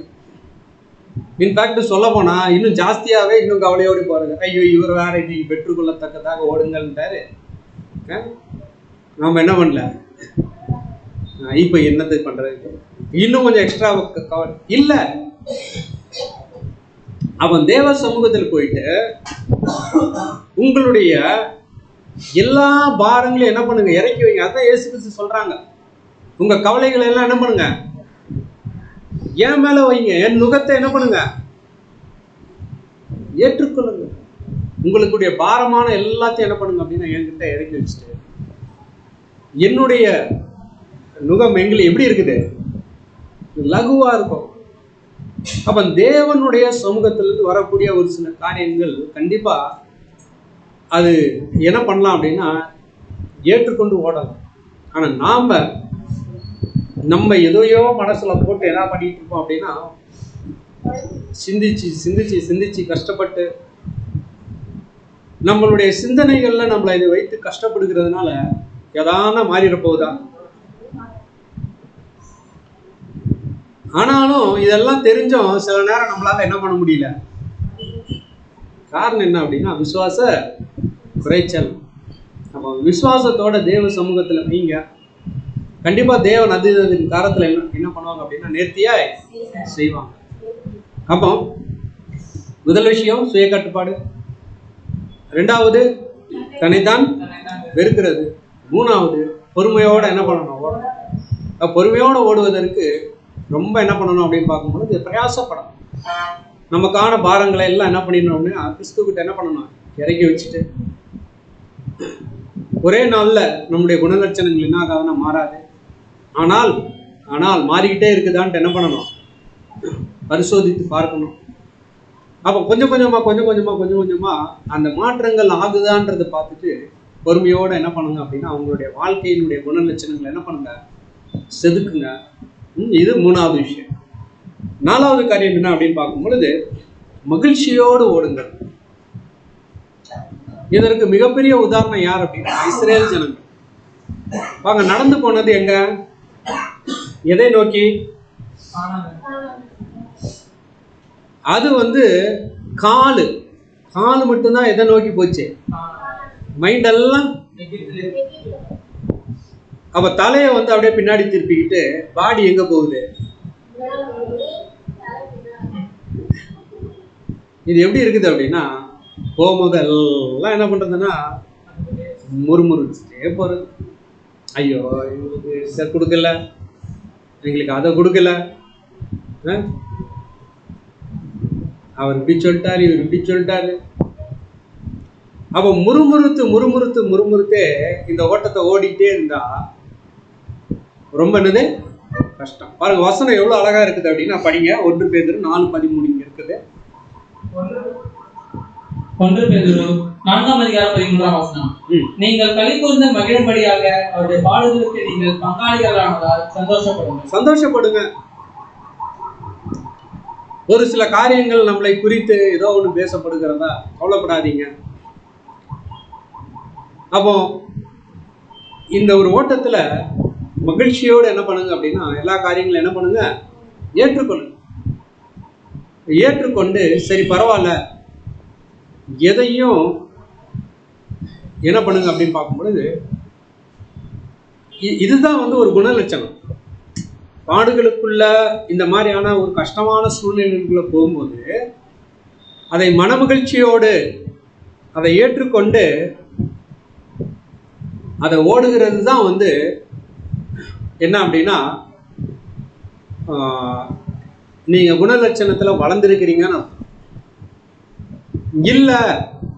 கஷ்டத்தோடையே முறுமுறுத்துக்கிட்டு ஐயோ அது இப்படி ஆயிடுச்சு அப்படி இப்படின்னு யோசித்துக்கிட்டே ஓடிக்கிட்டே இருந்தோம் அப்படின்னா நம்ம இன்னும் அந்த ப்ராப்பர் வளர்ச்சிக்கு என்ன ஆகல, வளரல. சரி, ஓகே, இது புரிஞ்சிருப்பீங்கன்னு நினைக்கிறேன். என்ன பண்ணுங்க அப்படின்னா, மகிழ்ச்சியோட என்ன பண்ணுங்க, ஓடுங்க. எப்போ மகிழ்ச்சி வரணும்? எல்லாம் நல்லா இருக்கும்போதா? கரெக்டு. எல்லாம் நல்லா இருக்கும்போதா? எல்லாம் நல்லா இருக்கும்போது எல்லாருக்கும் நல்லா மகிழ்ச்சியாக தான் இருக்கும். எப்போ மகிழ்ச்சி வரணும்? அதுதான் நெக்ஸ்ட் வருது பாருங்க. நெக்ஸ்ட் வருது நம்ம என்ன அப்படின்னு பார்க்கும்பொழுது, கடினமான காலத்தில் ஓடுங்கள். அப்போ கர்த்தருடைய வேதத்தில் இரவும் பகலும் தியானமாக இருக்கிற மனுஷன் பாக்கியவான் அப்படின்றத பேசிக் சப்ஜெக்ட்ல என்ன பண்ணிடுவோம் அப்படின்னா புரிஞ்சுப்போம். என்ன அப்படின்னா, இன்பத்திலும் துன்பத்திலும் நான் என்ன பண்ணணும், கர்த்தருடைய வேதத்துல அது தியரி. அது என்னது? தியரி. வெறும் படிச்சாச்சு. இப்போ அதை என்ன பண்ணணும், வாழ்க்கையின் நடைமுறைகள்ல என்ன பண்ணணும் அப்படின்னா இப்போ காட்டணும். இப்போ வாழ்க்கையின் நடைமுறைகள் எப்படி காட்டுறது பாருங்க. இன்பமான காரியமாக இருந்தாலும் சரி, துன்பமான காரியமாக இருந்தாலும் சரி, கர்த்தருடைய வேதத்தில் தியானமா இருக்கிற மனுஷன் பாக்கியவான் அப்படின்றதுக்கு ஒரு உயர்ந்த எக்ஸாம்பிள் யார் அப்படின்னா இயேசு கிறிஸ்து. அவருக்கு இன்பமான காரியம் என்ன அப்படின்னு பார்க்கும்போது, எல்லா ஜனங்களும் அவரை ஓசனா ஓசனான்னு கூப்பிட்டு அவரை என்ன பண்ணாங்க அப்படின்னா, ஒரு ராஜாவை போல கழுத மேலே ஏற்றி என்ன பண்ணாங்க அப்படின்னா கூப்பிட்டு வந்தாங்க. அதே இது ஒரு 24 மணி நேரம் அல்லது ஒரு 4 அல்லது 5 நாட்கள் கழிச்சு அதே மனுஷனை குறித்து என்ன சொன்னாங்க அப்படின்னா, இவரை சரி. இப்ப இயேசு கிறிஸ்து அவருடைய தன்மையிலிருந்து எதனா மாறிட்டாங்களா? நீங்க இந்த உலக ஜனங்கள் அவரை தூக்கி வைத்து கொண்டாடும் பொழுது அப்படியே புகழின் உச்சத்திற்கு மேல அப்படியே ஏறிட்டாரா? இல்லை, இவர் அவரை சிலுவையில் அறையில்லைன்னு சொல்லும் பொழுது ரொம்ப வருத்தப்பட்டு கண்களுங்க ஐயோ இந்த ஜனங்கள் என்ன இப்படி பட்டாங்களே பாருங்க. எப்பவுமே எப்படி இருந்தாங்க, ஒரு சீரான மனநிலைமை. அப்ப அந்த ஒரு சீரான மனநிலைமை வரணும். சீரான மனநிலைமை வரும்போது தான் எந்த நேரங்களிலையும் நம்மளால என்ன பண்ண முடியும், ஓட முடியும். இல்ல சந்தோஷமாக இருக்கும் பொழுது அப்படியே ஒரு எக்ஸ்ட்ரீமுக்கு அந்த போயிடுறது. அதே மாதிரி துக்கம்னா அகல பாதாளத்துக்குள்ள போய் என்ன பண்ணிக்கிறது, உகாந்துக்கிறது. அப்படி இல்லை. மனுஷரனை புகழ்ந்தாலும் சரி, மனுஷரனை இகழ்ந்தாலும் சரி, நான் எப்படித்தான் இருப்பேன், ஒரே மாதிரிதான். ஆனா இந்த மனுஷன்கிட்ட திட்டினாலும் இப்படித்தான் இருப்பாரு, இதெல்லாம் தான் இருப்பாரு. நீங்க அவரை புகழ்ந்தீங்கன்னா கூட இப்படிப்பட்ட ஒரு மனநிலைமை வந்துருச்சுன்னா கண்டிப்பா நம்முடைய ஓட்டத்துல நம்ம என்ன பண்ணிட்டு இருக்கோம் அப்படின்னா, நம்ம போயிட்டே இருக்கோம். சுத்தி இருக்கிறவர்கள் நம்மளை இகழ்ந்தாலும் சரி, புகழ்ந்தாலும் சரி, அது நம்மளை என்ன பண்ணாது, ஒன்றும் பண்ணாது. அப்போ கர்த்தருடைய வேதத்தில் உங்களுடைய தியானம் ஒரு ஃபோக்கஸ்டா இருந்துச்சு அப்படின்னா, நம்மளை சுற்றி இருக்கக்கூடிய காரியங்கள் நம்மளை என்ன பண்ணாது அப்படின்னா அதிகமாக நம்மளை என்ன பண்ணாது, பாதிக்காது. சரி, இது 5வது. 6வது விஷயத்துக்குள்ள நம்ம போயிடலாம். 6வது என்ன அப்படின்னா, உலகருக்கு முதுகை காட்டியபடி என்ன பண்ணுங்க, ஓடுங்கள். வசனம் படிங்க. கலாத்தியர் 5:16. கலாத்தியர் 5:16 ஆவிக்கேற்றபடி நடந்து கொள்ளுங்கள், அப்பொழுது மாம்ச இச்சையை நிறைவேற்றாது இருப்பீர்கள். அப்போ வசனம் என்ன சொல்லுகிறது அப்படின்னா, ஆவிக்கேற்றபடி என்ன பண்ணுங்க, நடந்து கொள்ளுங்கள், அப்பொழுது இந்த மாம்ச இச்சைகளை என்ன பண்ண மாட்டீங்க. சரி, அப்படின்னா இந்த உலகத்தினுடைய ஒரு ஓட்டம் முன்னாடி என்ன இருக்குது அப்படின்னு பார்க்கும்பொழுது சிலுவை, பின்னாடி என்ன இருக்குது, உலகம். உலகத்துல ஒரு ஒரு ஒரு பாட்டு உண்டு. என்ன பாட்டு அப்படின்னா, சிலுவையின் முன்னே உலகமென் என்ன, பின்னோக்கே நான், பின்னோக்கே நான். இதற்கு பின்னாடி என்ன இருக்குது அப்படின்னா, ஒரு மிகப்பெரிய ஒரு ஒரு சரித்திரம் ஒன்று இருக்கு. அதாவது மணிப்பூர்ல ஒரு மிஷனரி போய் இயேசு கிறிஸ்துவை குறித்து சொல்லி, அதுல ஒரு ஒரு கிராமத்துல ஒரு குடும்பம் இயேசு கிறிஸ்துவை ஏற்றுக்கொண்டோம். அந்த கிராமத்துல ஒரே ஒரு குடும்பம். ஆனா அந்த குடும்பத்தினுடைய அந்த ஊரினுடைய தலைவர், நீ அந்நிய கடவுளை ஏற்றுக்கொண்ட, அவரை நீ இப்போ மறுதளிச்சிரு அப்படின்னோடனே, இல்லை மறுதளிக்க மாட்டேங்குது. ஒரு நாள் என்ன பண்ணுவார் அப்படின்னா, அவருடைய குடும்பத்தை நிற்க வச்சு கையில் விஷ அம்புகளை வச்சுட்டு நிற்பார். இப்போ நீ இயேசு கிறிஸ்துவை உடலை அப்படின்னா நான் உன் பிள்ளைகளை என்ன பண்ணிடுவேன். அவர் சொல்லுவார், இல்லை, I have decided to follow Jesus. அப்படின்னா நான் இயேசு கிறிஸ்துவை பின்பற்றுவதற்கு நான் என்ன பண்ணிவிட்டேன்னா முடிவு பண்ணிட்டேன், நான் திரும்ப மாட்டேன், நோ டேர்னிங் பேக் அப்படின்வாரு. அவன் பிள்ளைகள் செத்து கிடக்கும். இப்போ சொல்லுவார், உங்கள் பிள்ளைகள் செத்து போச்சு, இன்னும் நீ சொல்றியா, இன்னும் நீ அந்த இயேசுவை பின்பற்றியா அப்படின்னா, அப்போ சொல்லுவார், இல்லை, நான் திரும்ப மாட்டேன், பின்னோக்க மாட்டேன், நான் முடிவு பண்ணிட்டேன். அடுத்து அவருடைய மனைவியை நிற்க வச்சு அம்பை எரிஞ்சு கொன்னுருவார். இப்போ கேட்பார், அப்போ அந்த மனுஷன் என்ன சொல்லியிருக்கிறார் அப்படின்னா, சிலுவையின் முன்னே உலகமின் பின்னே. அடுத்த கடைசியா அந்த மனுஷனையும் நிற்க வச்சு அவரையும் என்ன பண்ணிட்டாங்க, சாகடிச்சு. இது உண்மையாகவே நடந்த ஒரு சம்பவம். இப்படியாகத்தான் இந்த உலகத்தில் அந்த ஒரு பாட்டு எழுதப்பட்டுச்சு. என்ன பாட்டு அப்படின்னா, சிலுவையின் முன்னே உலகமின் பின்னே, பின்னோக்கே நான். சரி, அப்போ இந்த உலகத்திலேயே சாதாரண ஒரு கிறிஸ்தவர்கள் ரொம்ப வைராக்கியமாக என்ன பண்ணுறாங்க அப்படின்னா, கிறிஸ்துவுக்காக வாழ்றது நான் முடிவு பண்ணிட்டேன், அதற்காக என்ன பிரச்சனை வந்தாலும் நான் என்ன பண்ணுறேன், சகிக்கிறேன். இப்போ நமக்கு பெரிய பிரச்சனை என்னது, இப்போ நமக்கு பெரிய பிரச்சனை என்னது, நமக்கு நம்ம தான் பிரச்சனை. நமக்கு பிரச்சனை யாரு, நம்ம தான். நமக்குள்ள இருக்கக்கூடிய அந்த பழைய சுவாபம் அதுதான் என்ன பண்ணுறது அப்படின்னா, நம்மளை மேற்கொள்வதற்கு வளருவதற்கு என்ன பண்ண மாட்டேங்குது. அப்ப கண்டிப்பா இந்த ஓட்டத்துல முன்னாடி ஓடணும் அப்படின்னா சிலுவை தான் முன்னாடி இருக்கணும், உலகம். சரி, இப்போ 7வது ஒரு விஷயத்துக்கு நம்ம போறோம். 7வது வசனம் வேணா படிங்க. எபேசியர் 5வது அதிகாரம் 15-16. எபேசியர் 5ஆம் அதிகாரம் 15ஆம் வசனம் முதல். ஆகையால் நீங்கள் ஞானமற்றவர்களைப் போல நடக்காமல் ஞானமுள்ளவர்களைப் போல கவனமாய் நடப்பதற்கு பாருங்கள். ஞானமுள்ளவர்களைப் போல கவனமாய் நடங்கள். இல்லைன்னா எச்சரிக்கையுடன் என்ன பண்ணுங்க, நடங்க. அது என்ன கவனமாய் நடங்கள் பாருங்க. அதற்கு அடுத்த வசனமே என்ன சொல்லப்படுகிறது அப்படின்னா, அப்படிங்கிற நாட்கள் பொல்லாதவர்களாய் இருக்கிறபடியா காலத்தை நல்வழியாக உபயோகப்படுத்துங்கள். நாட்கள் பொல்லாதவர்களா இருக்கிறபடினா காலத்தை என்ன பண்ணுங்க, பிரயோஜனப்படுத்திக் கொள்ளுங்க. சரி, அப்போ பிரயோஜனப்படுத்தி கொள்ளத்தக்கதாக நம்ம இந்த பூமியில ஓடணும் அப்படின்னா எச்சரிக்கையோட என்ன பண்ணணும் அப்படின்னா ஓடணும். ஏன்னா எப்படி எந்த நேரத்துல சாத்தான் நம்முடைய நேரத்தை திருடுவான்னு நமக்கே நல்லா தெரியும்.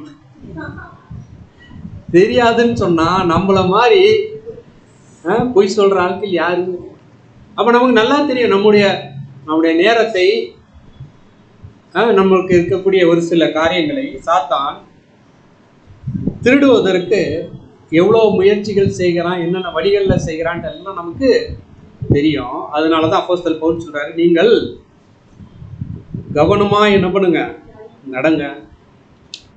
உதாரணத்திற்கு இந்த உலகத்தில் இருக்கக்கூடிய ஒரு கோடீஸ்வரன் தன்னுடைய ஆஸ்தியை பெருக்குவதற்கு அவர் என்ன பண்ணுவார்? ரொம்ப தன்னுடைய நேரத்தை என்ன பண்ணுவார்? செலவு பண்ணுவார். தன்னுடைய நேரம் எல்லாம் எதற்கு செலவு ஆகிட்டு இருக்கும் அப்படின்னு பார்க்கும் பொழுது தன்னுடைய ஆஸ்தியை பெருக்குவதற்கான பயங்கர முயற்சிகள் இருப்பார். அதுலேயும் எப்படி இருப்பார் அப்படின்னா அதற்காக எந்த தியாகத்தை என்ன பண்ணுவார்? நம்ம உலகத்தினுடைய ஒரு பிஸ்னஸ் மேனே அவருக்கு இருக்கக்கூடிய உலக ஆசீர்வாதங்களை பெருக்கிறதுக்கு தன்னுடைய நேரத்தின் மேல் ரொம்ப கவனமா இருக்கிறார் அப்படின்னா இப்ப நம்ம யார்? ஆவிக்குரிய ஓட்டத்தை ஓடிக்கொண்டிருக்கக்கூடிய நம்ம கண்டிப்பா உலகத்தினுடைய வேலைகள் நிறைய இருக்குது. ஏன்னா இந்த பூமிக்குரிய கடமைகளை நம்ம என்ன பண்ணணும்? சரியா நிறைவேற்றணும். ஆனா நிறைவேற்றி முடிஞ்சதுக்கு அப்புறம் கண்டிப்பா நமக்கு என்ன இருக்குது? நேரம் இருக்குது. நேரம் நம்ம கண்டிப்பா அந்த நேரத்தை எப்படி பயன்படுத்துறோம், அந்த நேரத்தை எப்படி பயன்படுத்தி கொள்கிறோம், அதுல தான் என்ன இருக்குன்னா ரொம்ப ரொம்ப எச்சரிக்கையோடு இருங்கள். உதாரணத்திற்கு இப்ப நம்ம கையில பைபிள் எடுத்து வச்சிருக்கிறோம்னு வச்சுங்களேன், ஒரு அதிகாரம் படிச்ச உடனே நமக்கு என்ன தோணும்? உண்மையை பேசலாம். எனக்கு என்ன தோணும் அப்படின்னா, இன்னைக்கு ரொம்ப படிச்சாச்சு. எத்தனை அதிகாரம்? அதே இது 2, 3, 4 எல்லாம் போயிடுச்சு அப்படின்னா அன்னைக்கு பெரிய பாருங்க, இப்படித்தான் நம்முடைய வேதனையான வாழ்க்கை இருக்குது. ஆனால் அதே இது ஒரு உலக கிறிஸ்தவர்கள்ட்ட பாருங்களேன், அப்படியே கையில வச்சிருப்பாங்க, பைபிள் வச்சிருப்பாங்க பாருங்க, படிச்சுக்கிட்டே இருப்பாங்க பாருங்க. சரி, அதுக்காக நான் அவர்களை போல கண்டிப்பா நம்ம வேதம் படிக்கிறோம், அடுத்து நமக்கு கிடைக்கக்கூடிய பொக்கிஷங்கள் எல்லாம் என்ன பண்றோம் அப்படின்னா படிக்கிறோம். கண்டிப்பா நல்லது. ஆனால் வேதத்திற்கு செலவிடக்கூடிய நேரங்கள் என்ன ஆயிடுச்சு அப்படின்னா நிறைய நேரங்கள்ல குறைஞ்சு போச்சு. நான் படிக்காதீங்கன்னு சொல்ல, எதையுமே மேகசினையோ வால்யூமையோ படிக்காதீங்கன்னு சொல்ல, படிங்க. ஆனால் வேதம் குறைவாகவும் இது அதிகமாகவும் என்ன ஆயிடுச்சு? நம்முடைய வாழ்க்கையில அதிகமாயிடுச்சு. அப்ப என்ன பண்ணணும் அப்படின்னு பார்க்கும் பொழுது வேதத்திற்கு உதாரணத்திற்கு ஒரு வால்யூம் 1 hour படிக்கிறோம் அப்படின்னா குறைந்தது ஒரு 15-20 நிமிடமாவது எதை படிக்கணும்? வேதம் படிக்கணும். கர்த்தருடைய நேரடியான வசனங்கள் பாருங்க, அந்த என்னுடைய வார்த்தை எப்படி இருக்குது? ஜீவனுள்ள வார்த்தைகள். அது அப்ப அந்த ஜீவனுள்ள வார்த்தைகளை படிக்கும் பொழுதுதான் நம்ம உடம்புக்குள்ள என்ன வரும்? ஜீவன் வரும். அப்ப ஜீவன் வரத்தக்கதாக அந்த வசனங்களை ரொம்ப கான்சென்ட்ரேட் பண்ணி தேவன் அந்த வசனங்கள்ல நமக்கு என்ன வச்சிருக்கிறாங்கன்றத என்ன பண்ணணும்? ஒரு ஆர்வத்தோட படிக்கணும். ஏனோ தானோன்னு படிச்சோன்னா நீ 20 அதிகாரம் கூட படிக்கலாம், உலக கிறிஸ்தவர்களை போல. அப்படி நம்ம படிங்க. ஜீவ வார்த்தைகள் நமக்கு என்ன வைக்கப்பட்டிருக்கிறது. சரி, இப்போ இதெல்லாம் தான் என்ன அப்படின்னா எச்சரிக்கையோட என்ன பண்றது அப்படின்னா சீக்கிரம் எச்சரிக்கையோட என்ன பண்ணுங்க அப்படின்னா நேரத்தை என்ன பண்ணுங்க, பயன்படுத்துங்க. 8வது விஷயத்துக்கு நம்ம போயிடலாம். என்ன அப்படின்னு பார்க்கும் பொழுது முக்கியமாக மகா மேன்மையும் அருமையுமான வாக்குத்தத்தங்களை என்ன பண்ணணும்? பிடிச்சிக்கணும். பாருங்க, இச்சையினால் உண்டான உலகத்திற்கு தப்பி திவ்ய சுவாபத்திற்கு பங்குள்ளவர்களாகும் பொருட்டு மகா மேன்மையும் அருமையுமான வாக்குத்தத்தங்கள் நமக்கு என்ன பண்ணப்பட்டிருக்குதான்? கொடுக்கப்பட்டிருக்கு. அப்போ இப்படிப்பட்ட வாக்குத்தத்தங்களை பெற்றுக்கொண்ட நம்ம கண்டிப்பா அந்த வாக்குத்தத்தங்களுக்கு என்ன பண்ணணும் அப்படின்னு பார்க்கும்பொழுது, அந்த புக்கு, வாக்குத்தத்தங்கள் புக்கு, அதுல சகோதரர் எழுதியிருக்கிறாரு, தேவனுடைய வாக்குத்தத்தங்கள் எப்படி இருக்குது அப்படின்னா ஜீவன் உள்ளவைகளா இருக்கிறது. அவைகளை என்ன பண்ணணும் அப்படின்னா நீங்க சாப்பிடுங்கன்ற. தேவனுடைய வாக்குத்தத்தங்களை என்ன பண்ணுங்க? சாப்பிடுங்க. என்னது? எப்படி சாப்பிடுறது? தியானித்து அதை நமக்குள்ளதாக்கி கொள்கிறது. வாக்குத்தத்தங்களை எப்படி என்ன யாருக்குள்ளதாக்கி கொள்ளணும்? நமக்குள்ளதாக்கி. அப்போஸ்தலன் பவுல் சொல்ற, என்னை பலப்படுத்துகிற கிறிஸ்துவினாலே எல்லாவற்றையும் செய்ய எனக்கு பலன் உண்டு. ஓகே, இது அப்போஸ்தலன் பவுலுக்குரியது. அவருக்கு ஒரு 100% இருந்துச்சுன்னா அட்லீஸ்ட் ஒரு 20% நமக்கு சொல்லலாங்களா? நம்மளை பலப்படுத்துகிற கிறிஸ்துவினாலே எக்ஸ்பீரியன்ஸ் பண்ணி பார்க்கணும். அப்போ என்னை பலப்படுத்துகிறவர் கிறிஸ்து, அவருடைய பலத்தினாலே நான் இன்னைக்கு என்ன பண்ண போறேன்? ஓட்டத்தை ஓட போறேன். அதை எக்ஸ்பீரியன்ஸ் பண்ணும் பொழுது, இந்த வாக்குத்தத்தை நம்ம நடைமுறைப்படுத்தும் பொழுது, அப்போ கண்டிப்பா அதுல என்ன பண்ணலாம் அப்படின்னா ஜெயிக்கலாம். அப்போ 8வது காரியம் என்ன அப்படின்னா, தேவனுடைய வாக்குத்தத்தங்கள் மேல் என்ன பண்றது? நம்பிக்கை வைத்துக் கொள்ளுகிறது. 9வது விஷயம் என்ன அப்படின்னா, இடைவிடாமல் ஜெபம் பண்ணுங்கள். அப்ப இந்த வசனத்திற்கு நம்ம அடிப்படை வகுப்புல நமக்கு ஒரு என்ன சொல்லியிருப்பாங்க அப்படின்னு பார்க்கும் பொழுது, உங்கள் வாழ்க்கையே எப்படி இருக்கணும்? ஜபமா இருக்கணும். சரி, வாழ்க்கையே எப்படி ஜபமாக்குறது?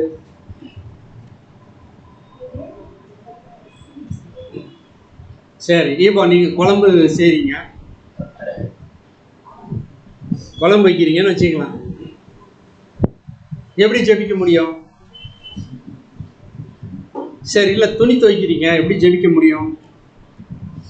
அப்பனா எப்படி இடைவிடாமல் ஜெபிப்பது? இப்ப துணி துவைக்கும் போது, தேவனே இந்த துணி மாதிரி தான் என் வாழ்க்கையும் ரொம்ப எப்படி இருக்குது?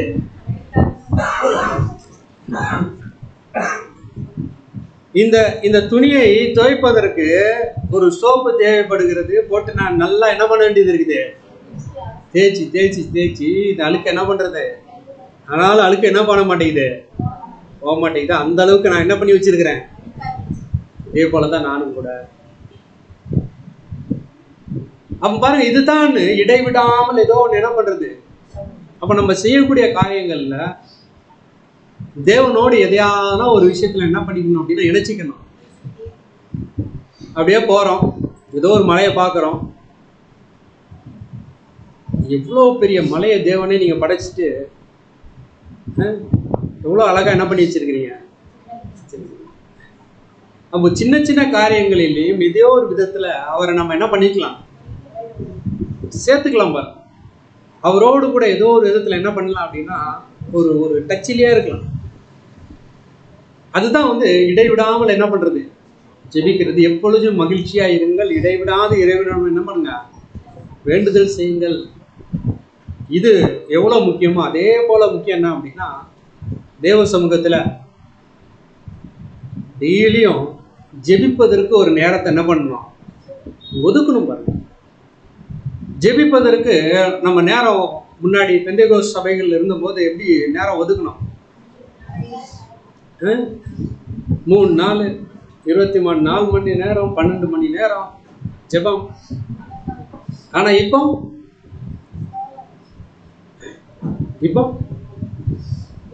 12 நிமிஷம் கூட கேட்டுறாதீங்க. 2 நிமிஷம் உட்காந்து ஜெபிக்கிறது எப்படி இருக்குது? பெரிய சாதனையா இருக்குது. ஆக்சுவலா நீங்க சுயநலத்தோடு ஜெபம் பண்ணீங்கன்னா 2 நிமிஷம் தான் ஜெபம் பண்ண முடியும். எந்த நலத்தோட? பொது நலத்தோட ஜெபம் பண்ணீங்கன்னா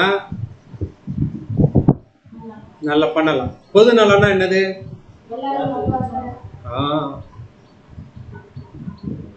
உங்க பிள்ளைகளுக்காக ஜெபிக்கிறீங்க. எல்லா பிள்ளைகளுக்காக என்ன பண்ணுங்க? உங்க ஆவிக்குரிய வளர்ச்சிக்காக ஜெபிக்கிறீங்க. மற்றவர்களுடைய குறைகள், மற்றவர்களுடைய கஷ்டங்கள் தெரியும், நமக்கு கண்டிப்பா தெரியும். ஒவ்வொரு சகோதரன் எந்த சூழ்நிலைக்குள்ள போயிட்டு இருக்கிறார், ஒரு சகோதரி, தேவனே அவர்களுக்கு இந்த சூழ்நிலைகள்ல அவருடைய விசுவாசம் ஒழிந்து போகாதபடிக்கு நீங்க என்ன பண்ணுங்க? திரும்ப கொடுங்க, தாங்குங்க. ஜெபத்துல என்ன பண்ணுங்க? தாங்குங்க. இப்படி செஞ்சு பாருங்களேன். ஜெபம் எப்படி போகும்? ஆமா, இடைவிடாமல் ஜெபிங்க. எல்லாருக்காகவும் என்ன பண்ணுங்க? ஜெபிங்க. தனிப்பட்ட நேரத்துல தேவனோட என்ன பண்ணுங்க? உறவாடுங்க. இதுதான் இந்த ஓட்டத்தை என்ன பண்ணும் அப்படின்னா ஓடுவதற்கு உதவும். கடைசியாக 10வது ஒரு விஷயம் என்ன அப்படின்னு பார்க்கும் பொழுது, நமக்கு கொடுத்திருக்கிற சுயாதீனத்தை வேகமாக என்ன பண்ணுங்க? வசனமே என்ன சொல்லுகிறது அப்படின்னா, சகோதரே நீங்கள் சுயாதீனத்திற்காக அழைக்கப்பட்டிருக்கிறீங்க, ஆகிலும் அந்த சரீரத்திற்கு ஏதுவாக இச்சைகளுக்கு இடம் கொடாமல் அன்பினால் ஒருவருக்கு என்ன பண்ணுங்க? அப்ப இந்த சுயாதீனத்தை நீங்கள் மாம்சத்திற்கு ஏற்ற விதமாக என்ன பண்ணாதீங்க? அனுசரியாமல். கண்டிப்பாக சுயாதீனம் இருக்குது. யாரும் இந்த ஓட்டத்துல உங்களை என்ன பண்ண மாட்டாங்க? என்ன பண்ண மாட்டாங்க? கேள்வியே கேட்க மாட்டாங்க. இன்க்ளூடிங் யார்? தேவன் தான். தேவன் கூட உங்ககிட்ட வந்து ஏன்பா நீ ஓட்டல இன்னைக்கு அவர் உங்களுக்கு சுயாதீனத்தை கொடுத்திருக்கிறார். உங்களுக்கு எல்லா காரியங்களையும் உங்களுக்கு கொடுத்துட்டு, மகனே மகளே நீங்க என்ன பண்ணுங்க அப்படின்னா ஓடுங்க. நீங்க ஓடினீங்கன்னா உங்களுக்கு நான் உதவி செய்கிறதுக்கு எப்படி இருக்கிறேன்? தயாரா இருக்கு. ஆனா ஓட வேண்டியது யாருடைய கரம்? அப்போ நாமே என்ன பண்ணிக்கலாம் அப்படின்னா, இந்த சுயாதீனத்திற்கு நம்மளை என்ன பண்ணிக்கலாம் அப்படின்னா உட்படுத்திக் கொள்ளலாம். உதாரணத்திற்கு ஒரு கைதியை ஜெயிலுக்குள்ள போட்டா அவருக்கு அந்த ஜெயிலுக்குள்ளதான் இருந்தாகணும். இப்ப நமக்கு ஜெயில் இருக்கா? இப்ப நமக்கு ஜெயில் இருக்கா?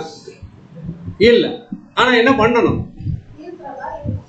நமக்கு நாமளே எதை கட்டிக்கணும்? ஜெயில கட்டிக்கணும். ஜெயில கட்டிக்கிட்டு இதுக்குள்ளதான் நான் என்ன பண்ணுவேன்? அந்த அந்த கட்டுப்பாடு இதுல எல்லாமே என்ன ஆயிரும் அப்படின்னு அடைக்கும். சரி, இதோட நம்ம என்ன பண்ணலாம் அப்படின்னா, இந்த ஒரு பெற்றுக்கொள்ளத்தக்கதாக எப்படி ஓடலாம் அப்படின்றத நம்ம என்ன பண்ணலாம்? முடிக்கணும். சரி, அப்படின்னா இந்த ஓட்டத்துல ஓட்டி முடிக்காதவங்க கூட இருப்பாங்கல்ல. எப்படி இந்த உலகத்தின் ரேஸ்ல ஃபர்ஸ்ட் பிரைஸ் வாங்காதவங்களுக்கு எத்தனாவது பிரைஸ் இருக்குது? அதே போல இந்த ஆவிக்குரிய ஓட்டத்துல பெற்றுக்கொள்ளத்தக்கதாக ஓடாதவர்களுக்கு தேவன் கொடுக்கக்கூடிய நிலைமை தான் என்னது? அப்ப இந்த திரள் கூட்டத்திற்கு வேதம் என்ன சொல்லுகிறது அப்படின்னா, இவர்கள் கூட ஜெயம் கொண்ட வகுப்பார் தான். இவர்கள் கூட யாரு? ஆனால் இவர்கள் முற்றிலும் ஜெயம் கொண்டவர்கள் அல்ல. ஜெயம் கொள்ளுகிறவர்கள், ஆனால் முற்றிலும் ஜெயம் கொண்டவர்கள். சரி, அப்ப இதுல என்ன பண்ணுங்க அப்படின்னா மனதில் வைத்துக் கொள்ளுங்க. இப்போ இந்த ஓட்டத்தை குறித்துதான ஒரு வேறு விதமான ஒரு கண்ணோட்டம். உதாரணத்துக்கு இப்ப நீங்க என்ன பாக்குறீங்க, ராய் பிரதர் பயங்கரம்பா, இங்க சப்ஜெக்ட் பேசுறாரு, அங்க சப்ஜெக்ட் பேசுறாரு, அங்க ஓடுறாரு, இங்க ஓடுறாரு, எப்படி ஓடிட்டு இருக்கிறாரு?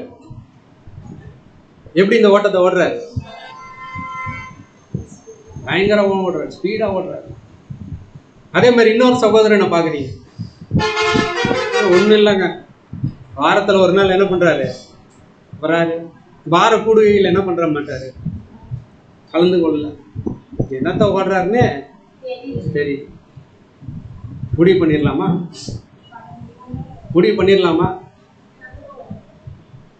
அப்போ பாருங்க, ஒவ்வொருத்தருக்கும் தேவன் கொடுத்திருக்கக்கூடிய தாளங்கள், தேவன் கொடுத்திருக்கக்கூடிய சூழ்நிலை, தேவன் அவரை வைத்து செய்ய வேண்டிய காரியங்கள் எல்லாம் எப்படி இருக்கும்? எல்லாம் எப்படி இருக்கும்? விதவிதமா இருக்கும். உதாரணத்திற்கு இப்ப என்கிட்ட பலு இல்லை. இந்த பலு இல்லாததுனால ஒரு சில நேரங்களில் நான் ஓடலாம். அதே இது ஒருத்தருக்கு நிறைய பலு இருக்கும், நிறைய பலு இருக்கும்னு வச்சுக்கலாம். அவருடைய அழைக்கப்பட்ட நிலைமையிலேயே எப்படி அழைத்திருப்பாங்கன்னா, தேவன் பயங்கரமான கஷ்டமான சூழ்நிலைகளில் தான் வச்சிருப்பான். அதன் மத்தியில் அவர் ஓடுவார். அதன் மத்தியில் ஓடுகிற அவரையும் எல்லா சூழ்நிலைகளையும் தேவன் எனக்கு சாதகமாகி கொடுத்து என்னை அழைத்த என்னையும் என்ன பண்ண முடியாது. கம்பேர் பண்ண சிம்பிள் என்ன அப்படின்னா, ஒவ்வொருத்தரும் அவங்களுடைய ஓட்டத்தை என்ன பண்ணலாம் அப்படின்னா சீர்தூக்கி மற்றவர்கள் எப்படி ஓடுறாங்க அப்படின்றதை கணிக்கிறதுக்கு நம்மகிட்ட என்ன இல்லை, அறிவு அந்த அளவுக்கு நீதிமான நம்ம. அப்ப நம்ம என்ன பண்ணலாம் அப்படின்னு பார்க்கும்போது, தேவ சமூகத்துல நம்மளுடைய குணலட்சணம் எந்த அளவுக்கு வளர்ந்துருக்கிறதுன்றத என்ன பண்ணலாம் அப்படின்னா சீர்தூக்கி பார்க்கலாம். நம்ம கண்ணுக்கு முன்னாடி நல்லா ஓடுகிறதுனால ஒருத்தர் அவர் நல்லா ஓடுறதாக அர்த்தம் இல்லை. நம்ம கண்ணுக்கு முன்னாடி ஒருத்தர் ஸ்லோவா நடக்கிறதுனால அவர் பந்தயத்தை இழந்து போவார்ன்றது அர்த்தம். முடிவு செய்கிறது யார்? ஸோ அப்போ இந்த பாடத்தினுடைய முடிவுக்கு என்ன பண்ணிடலாம் அப்படின்னா வந்துடலாம். முடிவு என்ன அப்படின்னா, ஏற்கனவே நான் சொன்ன மாதிரி இது ஒரு கஷ்டமான ஓட்டம். இது ஒரு கஷ்டமான, நம்ம நினைக்கிற மாதிரி அவ்வளோ எளிதாக இந்த பரிசை என்ன பண்ண முடியாது, அடைய. ஆனால் ஒன்று தேவன் நினைவு கூறுகிறார், நாம் மண் என்று தேவன். அப்போ இந்த மண்ணான சரீரத்தில் நம்ம எவ்வளோ முயற்சிகள் பண்ணுகிறோம் அப்படின்றத தேவன் என்ன பண்ணுறாங்க அப்படின்னா பார்ப்பாங்க. இந்த இந்த கொடுக்கப்பட்டிருக்கிற சூழ்நிலைகளில் எவ்வளோ உண்மையாக இருக்கிறோம், கொடுக்கப்பட்டிருக்கக்கூடிய தாளந்துகளுக்கு, கொடுக்கப்பட்டிருக்கக்கூடிய வாய்ப்புகளுக்கு நம்ம எவ்வளோ உண்மையாக இருக்கோன்றதை பார்த்து தான் தேவன் என்ன பண்ணுவாங்க அப்படின்னா நம்மளே நியாயம் தீர்ப்பாங்க. அப்போ மற்றவர்கள் நியாயம் தீர்க்கிறதுக்கு, நம்மை மற்றவர்கள் நியாயம் தீர்க்கிறதுக்கு இல்லை, நாம மற்றவர்களை நியாயம் தீர்க்கிறதுக்கு என்ன இல்லை இதுல வழி. ஒரே ஒரு வசனத்தை வேணா படிங்க. எபிரேயர் 6வது அதிகாரம் 10ஆம் வசனம். எபிரேயர் 6:10.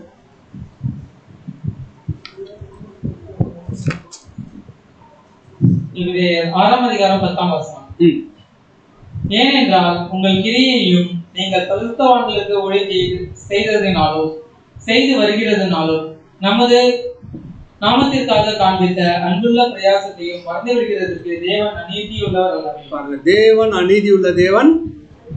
நீங்க செஞ்ச சின்ன சின்ன நல்ல காரியங்களையும் உங்களுடைய எல்லா விஷயத்தையும் தேவன் லிஸ்ட் போட்டு வச்சிருப்பாங்க. நாம கூட மறந்துருக்கலாம். நாம செஞ்ச நல்ல காரியங்களை என்ன பண்ணிருக்கலாம். ஆனா தேவன் மறக்கிறதுக்கு அவர் மனுஷன். அதனால பயப்படாதீங்க. எந்த அளவுக்கு உண்மையா இந்த ஒரு ஓட்டத்தை ஓட முடியும் என்ன பண்ணுங்க, உங்களுடைய முழு முயற்சியை கொடுத்து என்ன பண்ணுங்க, கொடுங்க. கடைசியா நம்ம தேவன்கிட்ட இருந்து என்ன கேட்கணும் அப்படின்னா, நல்லது உண்மையும் உத்தமமான அப்படின்னு சொல்லி நம்மளை என்ன பண்ணணும் அப்படின்னா அந்த பரலோகத்திற்கு என்ன பண்ணணும், அழைக்கணும். அந்த அழைப்பை பெற்றுக்கொள்ளத்தக்கதாக இந்த பூமியில் என்ன பண்ணலாம், ஓடலாம். எல்லாவற்றையும் தேவன் தாமே நமக்கு ஆசீர்வதித்து தருவாராக. ஆமாம்.